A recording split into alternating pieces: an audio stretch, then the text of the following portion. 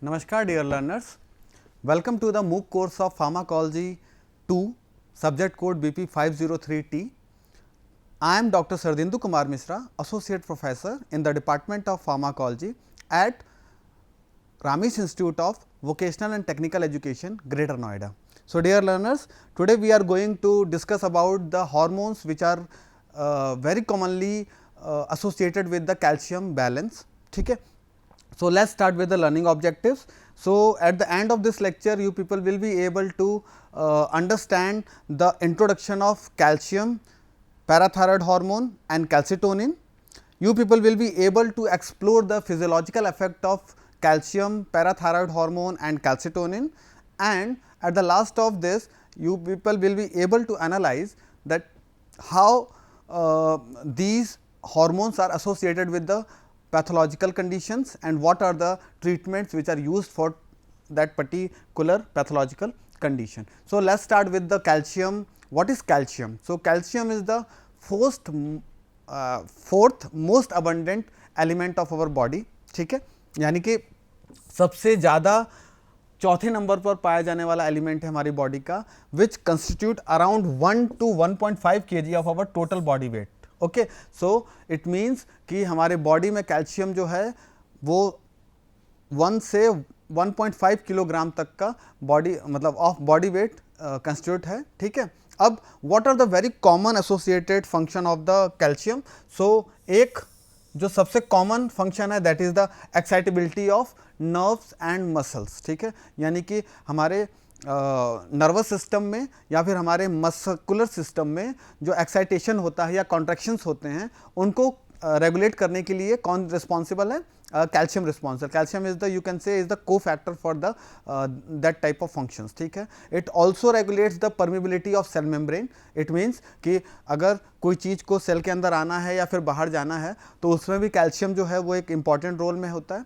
It also maintain the integrity of the cell membrane and helpful for the cell addition. ठीक है, मतलब अगर किसी चीज़ को हमें मतलब सेल के सरफेस पे एडहियर करना है, उसको चिपकाना है, ठीक है ना, तो कैल्शियम जो है बड़ा हेल्पफुल रहता है and it also maintain the integrity और होम्योस्टेसिस ऑफ द सेल. ठीक है, इंट्रासेलुलर मैसेंजर की तरह भी ये काम करता है. आपने शायद GPCR मैकेनिज्म अगर ध्यान से पढ़ा था तो उस टाइम पर आपने देखा था कैल्शियम का इन्फ्लक्स बहुत ज़्यादा होता था CMP के स्टिमुलेशन की वजह से. तो it also act as a second messenger और the intracellular messenger for the hormones, autocoids and the neurotransmitters.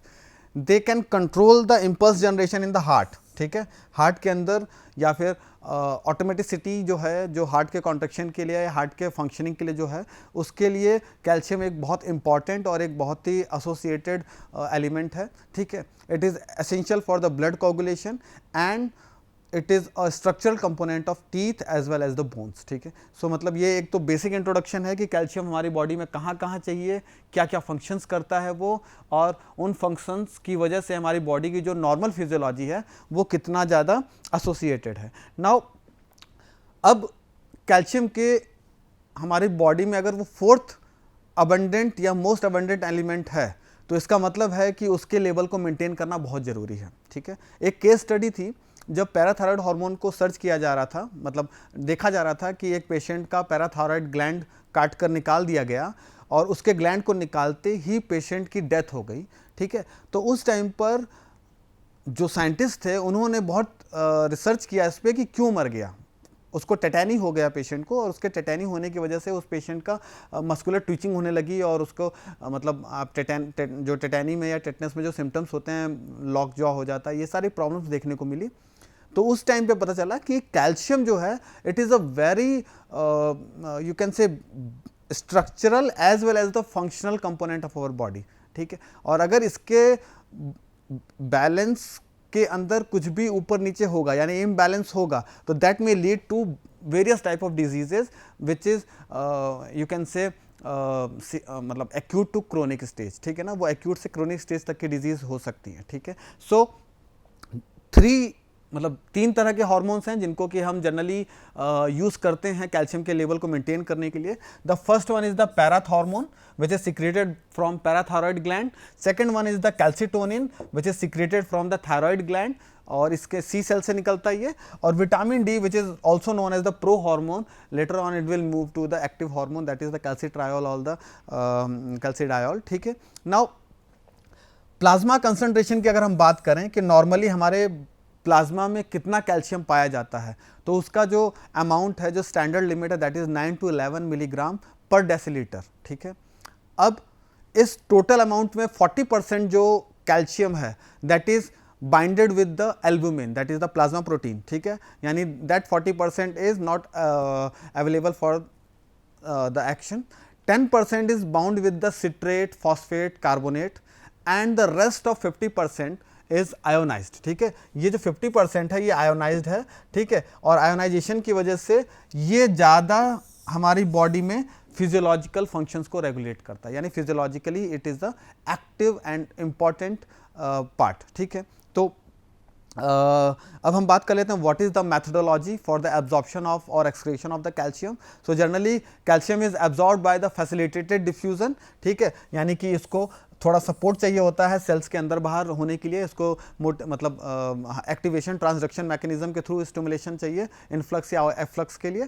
ठीक है, carrier mediated active transport is also you can say required for the transportation of the calcium, and this is generally supported by the vitamin D which is available in the duodenum or which is responsible for the conversion of the different vitamin Ds। ठीक है ना। Now glucocorticoid, phenytoin जो हैं ये दो drug ऐसे हैं जो जनरली हमारे कैल्शियम के एब्जॉर्प्शन को डिक्रीज करते हैं। So if you are taking glucocorticoid और phenytoin, it is an anti-epileptic drug, so it will lead to the decrease of the calcium absorption। ठीक है, vitamin D and parathyroid hormone और parathormone भी कहते हैं इसको। ठीक है, इट विल, अगर विटामिन डी और पीटीएच बढ़ रहा है तो इसका मतलब है कि प्लाज्मा में कैल्शियम का लेवल बढ़ेगा, और अगर कैल्सिटोनिन की हम बात करें तो ये हमारे बोन्स के अंदर कैल्शियम के लेवल को बढ़ाएगा। यानी कि जनरली हमारे को कैल्शियम चाहिए दो जगहों पर। ठीक है,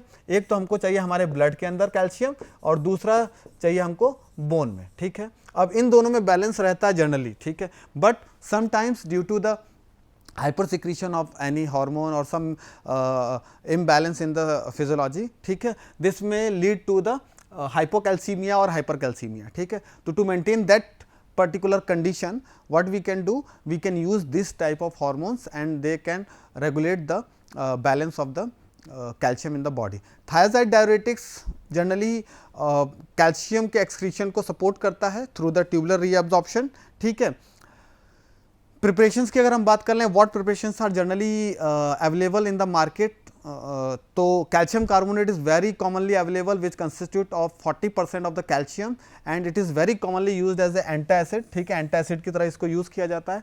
calcium citrate is the preparation which consist 21% of calcium, and it is very commonly used as a calcium supplement, especially for the patient who are having a hypocalcemia or having a osteoporosis or bone deformities। ठीक है, calcium gluconate is the third preparation which constitute of the 9% of the calcium, and it is very commonly used for the parenteral injection of the calcium salts। calcium lactate जो है 13% calcium के साथ बना हुआ है। It is non irritating and it is the drug which you can give orally, है ना, आप इसको ओरल रूट से दे सकते हैं, और ये एक मतलब नॉन इरिटेटिंग है, गैस्ट्रिक म्यूकोसा को इरिटेट नहीं करेगा। कैल्शियम के साथ ये प्रॉब्लम है, जैसे अगर हम देखें तो यहाँ पर हम ग्लूकोनेट जो है पेरेंटल रूट से ले रहे हैं, तो जनरली ये क्या करता है, गैस्ट्रिक म्यूकोसा को इरिटेट करता है। ठीक है, calcium chloride is having a 27% of the calcium and it is not used orally due to the gastric irritation, मैंने पहले बता दिया आपको। Now what is the use of this calcium formulations? ठीक है, so they are very commonly used in the tetany। वहाँ पर अगर हम बात करें तो 10 to 20 ml of calcium gluconate is used through the IV route, और 1 to 1.5 gram of calcium gluconate is also administered through the oral route for the long term effect or for the treatment of tetany। ठीक है, osteoporosis एक ऐसा disease है जिसमें generally जो हड्डियां हैं उनमें से कैल्शियम जो होता है वो निकल कर बाहर जाने लगता है, बाहर का मतलब ब्लड में जाने लगता है, ठीक है। तो ये ऑस्टियोक्लास्टिक एक्टिविटी की वजह से होता है, ये अलग अलग इसके फैक्टर्स हैं, वो हम बाद में देख लेंगे, ठीक है। तो उस ट्रीटमेंट में भी, ऑस्टियोपोरोसिस के ट्रीटमेंट में भी कैल्शियम जो है वो बहुत कॉमनली यूज़ किया जाता है। हम कैल्शियम लैक्टेट जो है वो यूज़ कर लेते हैं, या फिर हम कैल्शियम सिट्रेट या फिर कैल्शियम कार्बोनेट मार्केट में आते हैं जो ऑस्टियोपोरोसिस के लिए चलाए जाते हैं। Dietary supplement is also required. Some people having the issue such as you can say the patient who are suffering with the neuropathic pain or some nerve diseases, ठीक है। So in that particular patients they need the calcium as a dietary supplement, and because the tremors or the you can say तो मतलब एक झुंझुनी हो जाती है हाथ में ना, आप देखते हो कभी झुंझुनी होने लग जाती है, ठीक है ना। या फिर आपको एक टाइम आता है जैसे आप बिल्कुल स्टैटिक हो जाते हो, आप एकदम पोस्चरल हाइपोटेंशन जैसी कंडीशन बन जाती है। तो वो पर्टिकुलरली जो है वो कंडीशंस में हमको कैल्शियम की ज़रूरत होती है। हमारी बॉडी में कैल्शियम का जो कंसनट्रेशन होता है वो कम होता है, ठीक है ना। तो वहाँ पर कैल्शियम सप्लीमेंट्स जो हैं वो बहुत ज़्यादा प्रिस्क्राइब किए जाते हैं। Now let's move to the parathyroid hormone which is also known as PTH और पैराथॉर्मोन, ठीक है। जनरली पैराथायरॉयड हार्मोन जो है इसको मतलब स्टडी जब स्टार्ट किया गया इसकी तो 19th सेंचुरी में स्टार्ट हुई इसकी study. Doctor Vassale and doctor Generali जो थे उन्होंने 1900 में एक एक्सपेरिमेंट किया जिसमें उन्होंने थायराइड ग्लैंड को काट के निकाल दिया। That is known as what, parathyroidotomy, ठीक है ना। तो जो रिमूवल हुआ था पैराथायरॉयड ग्लैंड्स का, यानी थायराइड ग्लैंड के अंदर ही पैराथायरॉयड ग्लैंड का लोकेशन होता है। ये रहा, आप देख सकते हो डायग्राम में, ये पूरा का पूरा थायराइड ग्लैंड है, और ये जो 4 आपको दिखाई दे रहे हैं these are what, parathyroid gland. तो उन्होंने क्या किया, उन्होंने थायराइड ग्लैंड को ही निकाला, जिसकी वजह से पैराथायरॉयड ग्लैंड चला गया, और पैराथायरॉयड ग्लैंड के जाने की वजह से पेशेंट की जो थी वो क्या हो गई, डेथ हो गई। लेकिन Dr. Vesali and Dr. Generally were not able to locate the exact reason for the death of that patient. But in 1909, McCallum and Dr. Vogtalin discovered that the removal of thyroid gland will lead to the fall in calcium level or tetany, and this is the reason why that particular patient was died, ठीक है ना। तो parathormone को 1925 में isolate किया गया first time, ठीक है। और इस पैराथायरॉयड हार्मोन का जो सिक्रीशन होता है जनरली 4 तरह के पैराथायरॉयड ग्लैंड से होता है, ठीक है। यानी अगर अब कोई पूछता है कि कितने ग्लैंड्स होते हैं पैराथायरॉयड, तो 4 होते हैं, ठीक है। Parathyroid hormone is basically secreted by the chief cells of the parathyroid gland, यानी कि पैराथायरॉयड ग्लैंड में भी स्पेसिफिक कौन से सेल्स हैं, चीफ सेल्स, ठीक है। तो चीफ सेल्स जो हैं वो सिक्रेट करते हैं क्या, पैराथॉर्मोन को। 84 अमीनो एसिड से मिलकर बना होता है, and the molecular weight is around 9500, ठीक है। So this is the pathway, मतलब biosynthesis of the parathyroid hormone. So basically the precursor molecule for the hormone, the parathyroid hormone is pre pro parathormone, ठीक है। ये 115 रेसिड्यूज का बना होता है, 115 अमीनो एसिड्स का बना होता है, ठीक है।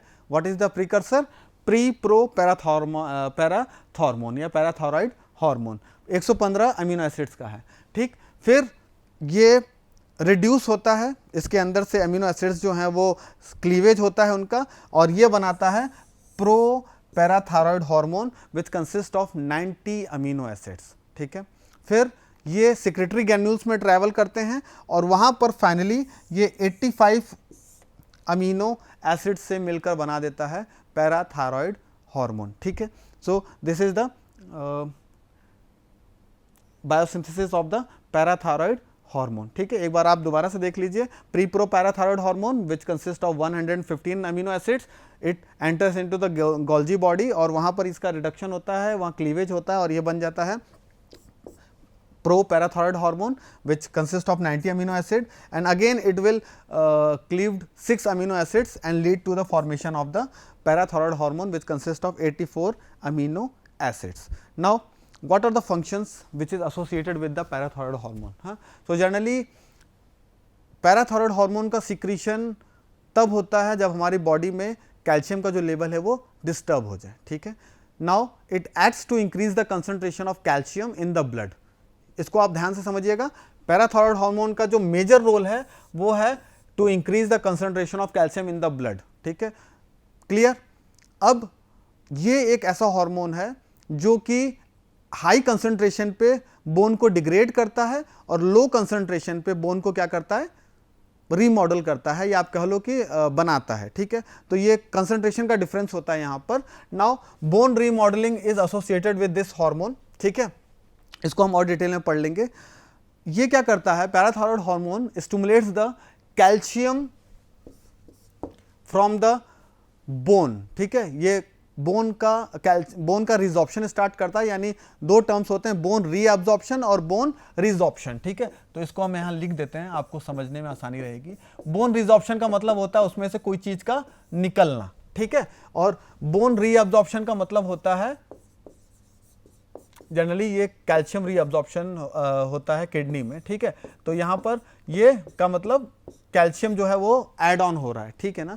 तो यहाँ पर हड्डियाँ जो हैं, हड्डियों में से पैराथायरॉयड हार्मोन के इफेक्ट की वजह से कैल्शियम टूट टूट के निकलता है। अब हड्डियों को तोड़ने वाले सेल का नाम होता है ऑस्टियोक्लास्ट और उसको बनाने वाले सेल का नाम होता है ऑस्टियोब्लास्ट, ठीक है। तो सिंपल डिफरेंस है, ऑस्टियोक्लास्ट जिसमें सी आएगा वो उसका मतलब हो गया वो कट करेगा, ठीक है, बोन को, और जिसमें ऑस्टियोब्लास्ट जिसमें बी आएगा वो क्या करेगा, उसको बनाएगा, ठीक है, यानी कि उसको बनाएगा, बी से आप याद रखना बनाना, ठीक है ना। ओके, किडनीज में इसका क्या इफेक्ट है, parathyroid hormone reduces the loss of calcium in the urine, it means it increases the calcium reabsorption, क्योंकि ब्लड में ज़्यादा कैल्शियम चाहिए, तो ये क्या करेगा, कैल्शियम को यूरिन के रास्ते कम निकलने देगा, उसको रीअब्जॉर्ब कराएगा, उसको ब्लड में लाएगा, ठीक है।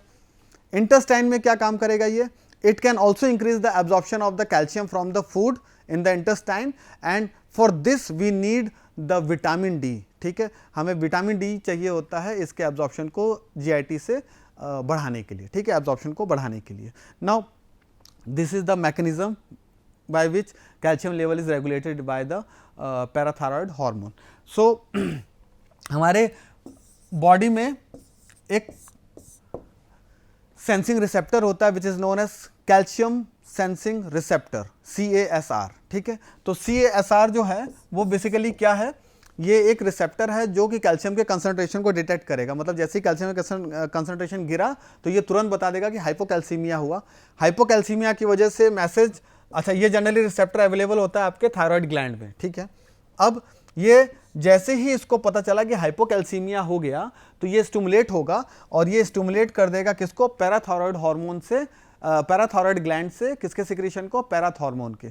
पैराथायरमोन हार्मोन निकलेगा and this will act on the bone, और बोन के ऊपर थायराइड रिसेप्टर्स होते हैं, पैराथायरॉयड रिसेप्टर्स होते हैं, उसके ऊपर ये काम करता है और ये वहां पर ऑस्टियोक्लास्टिक एक्टिविटी को क्या कर देगा, बढ़ा देगा, ठीक है। तो ऑस्टियोक्लास्टिक एक्टिविटी का मतलब break down of the bone, तो बोन को तोड़ तोड़ के ये वहां से कैल्शियम निकालेगा और उसको कहां पहुंचा देगा, हमारे ब्लड में। फिर इधर देखिए, इंटेस्टाइन से एब्जॉर्प्शन बढ़ जाएगा, मतलब विटामिन डी के इफेक्ट की वजह से और उसके एब्जॉर्प्शन की वजह से कैल्शियम का कंसंट्रेशन यहाँ बढ़ने लगेगा हमारे ब्लड में। और तीसरा तरीका हो गया कि पीटीएच किडनी पे काम करे और किडनी पे 125 डाईहाइड्रोक्सी कॉलीकैल्सिफेरॉल के इफेक्ट की वजह से जो रीअब्जॉर्प्शन है कैल्शियम का उसको ये बढ़ा दे। तो हमारे पास तीन मैकेनिज्म है, बोन से हड्डियाँ, मतलब हमारे बोन में से कैल्शियम जो है वो रिड्यूस्ड होके, मतलब रिजॉर्ब होके बाहर आने लगा, कैल्शियम का लेवल बढ़ा। किडनी में से रीअब्जॉर्प्शन जो था कैल्शियम का वो बढ़ गया, इसकी वजह से भी हमारा ब्लड में कैल्शियम का लेवल बराबर हो गया। और इंटेस्टाइन में एब्जॉर्प्शन जो था that is also require the vitamin D और उसका एब्जॉर्प्शन भी बढ़ गया, ठीक है। तो अल्टीमेटली तीनों मिलकर, तीनों ऑर्गन्स जो हैं हमारे बॉडी में कैल्शियम के लेवल को मेंटेन कर देते हैं। This is the same diagram which I already describe, ठीक है। Now this is the mechanism by which parathyroid hormone acts, ठीक है। थोड़ा कॉम्प्लिकेटेड है, आप इधर से स्टार्ट करते हैं हम, ठीक है। पैराथायरॉयड हार्मोन जो है वो पैराथायरॉयड रिसेप्टर पे बाइंड करता है। This receptors are generally available on the osteoblast cells और यू कैन से बोन, ठीक है, बोन पे ये पाए जाते हैं। Once it get bind with the parathyroid receptor, it can stimulate the two things, ठीक है। वन इज RANKL, ठीक है। What is RANKL? It is the receptor activated nuclear factor kappa beta, ठीक है। इसको ये एक्टिवेट कर देगा। इसके एक्टिवेशन की वजह से आपके ऑस्टियोक्लास्ट पर RANK जो है वो प्रेजेंट रहता है, और ये RANK जो है इसका फॉस्फोराइलेशन हो जाएगा, और फॉस्फोराइलेशन होने की वजह से ये ऑस्टियोक्लास्ट को स्टिमुलेट कर देगा, ठीक है। यानी पैराथॉर्मोन आया, बाइंड किया ऑस्टियोब्लास्ट पे, रिसेप्टर जो था उसके ऊपर, उस पर बाइंडिंग करने के बाद उसने स्टिमुलेट कर दिया रैंकल को। रैंकल क्या है? It is receptor activated nuclear factor of kappa beta, ठीक है। उसके एक्टिवेशन की वजह से आपके बॉडी में ऑस्टियोक्लास्टिक एक्टिविटी बढ़ी और बोन में, और ऑस्टियोक्लास्टिक एक्टिविटी बढ़ने की वजह से आपके बोन में से कैल्शियम जो है वो टूट टूट के बाहर निकलने लगा, ठीक है। ये ऑस्टियोक्लास्टिक एक्टिविटी जनरली कुछ पर्टिकुलर एसिड एंजाइम्स होते हैं उनके सिक्रीशन की वजह से स्टिमुलेट होता है, ठीक है। तो this is the mechanism by which parathormone acts, ठीक है। Now what are the pathological conditions? तो दो तरह की कंडीशंस हो सकती हैं। पैराथायरॉयड हार्मोन अगर ज़्यादा हुआ तो हाइपरथायरॉयडिज्म, कम हुआ तो हाइपोथायरॉयडिज्म, ठीक है। तो अगर हम बात कर लेते हैं हाइपरथायरॉयडिज्म की, तो it is the very common disease associated with the parathyroid gland, ठीक है। और इसमें जो सिम्टम्स जो जनरली देखने को मिलते हैं उसमें बोन्स के अंदर पेन होता है, मसल वीकनेस, फ्रैक्चर्स बहुत ज़्यादा देखने को मिलते हैं, और रीनल स्टोन या किडनी में स्टोन होना बढ़ जाता है, ठीक है। क्यों होता है? जाहिर सी बात है, कैल्शियम का लेवल बढ़ रहा है, तो हड्डियों में से कैल्शियम निकलेगा तो हड्डियाँ कमजोर होंगी तो फ्रैक्चर बढ़ जाएगा, हड्डियों में दर्द होना बढ़ जाएगा, ठीक है। एक्सेसिव कैल्शियम होने की वजह से किडनी में कैल्शियम डिपॉजिट होने लग जाएगा, जिसकी वजह से हमारे को किडनी स्टोन देखने को मिलेगा, ठीक है। अब व्हाट आर द ट्रीटमेंट्स? हम क्या कर सकते हैं ट्रीटमेंट इसमें, ठीक है। तो जनरली जो इसके लिए कॉमन ट्रीटमेंट्स हैं, एक तो सबसे है कि हम जो कैल्शियम का लेवल है, क्योंकि हाइपर कैल्सीमिया हो गया है इसमें, तो हाइपर कैल्सीमिया के यानी कैल्शियम के लेवल को मेंटेन करना है, उसको यू कैल्सीमिया पे लाना है। For this we can control the level of PTH as well as the vitamin D, ठीक है, because these are the critical factors which are controlling the calcium level in the body, ठीक है। Now hypothyroidism is little bit less seen in the patients, ठीक है। अब इसमें generally क्या होता है, this will due to the less PTH level, और less PTH level will lead to the less calcium or hypocalcemia in the blood, and this will lead to the excessive phosphate level in the blood, ठीक है। Symptoms की अगर बात करें तो calcium का level कम हो गया है, तो इसकी वजह से आपके नर्व्स के अंदर सेंसिटिविटी बढ़ जाएगी, पेन देखने को मिलेगा आपको, आपका ट्रिमर्स देखने को मिलेंगे, अनकंट्रोलेबल स्पास्म होने लग जाएगा, ठीक है।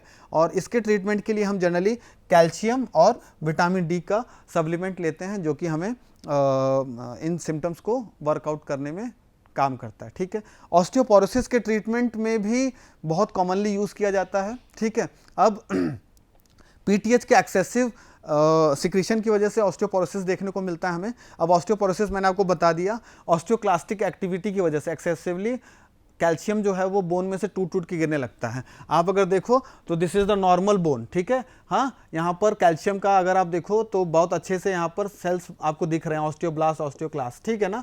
बट यहाँ पर अगर आप देखोगे generally this is seen in the post menopausal womens और the people who have the age more than 45 और 50, ठीक है, उन पेशेंट्स में ज़्यादा देखने को मिलता है। तो यहाँ पर कैल्शियम का लेवल जो है ऑस्टियोक्लास्टिक एक्टिविटी की वजह से क्या होने लगा, कम होने लगा, और कम कैल्शियम होने की वजह से बोन की जो इंटीग्रिटी है, जो उसकी स्ट्रेंथ है, वो क्या होने लगी, कम होने लगी, ठीक है। इसके सिम्टम्स अगर हम बात करें तो बोन पेन देखने को मिलता है, नेक टेंडरनेस देखने को मिलता है, हल्का हल्का नेक में सूजन या फिर लोअर बैक पेन भी देखने को मिलता है, ठीक है।